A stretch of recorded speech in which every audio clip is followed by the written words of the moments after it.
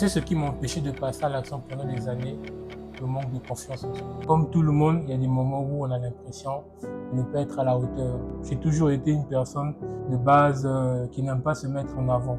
Je me rappelle encore lorsqu'il s'agissait des événements où il fallait que je me mette en avant. Donc rencontrer des clients, gérer une organisation. Souvent j'avais ce sentiment-là de ne pas être à la hauteur.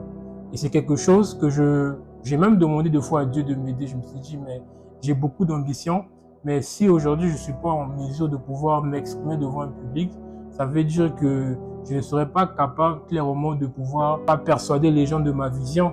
Mais déjà, le fait que tu sois capable de pouvoir t'exprimer prouve que tu es capable de défendre tes valeurs. Ensuite, avec le temps, je me suis rendu compte que c'était juste des barrières mentales. Lorsqu'on dit que non, je ne peux pas le faire, sans le savoir, tu te crées des freins ou des barrières mentales. Il faut souvent remplacer des affirmations négatives par des affirmations positives. Lorsque tu te lances dans l'inconnu, tu vas forcément commettre des erreurs parce que rien n'est garanti que tu vas avoir une première réussite. Dans le processus du succès, quand c'est bon, tu prends. Quand c'est mauvais, tu apprends.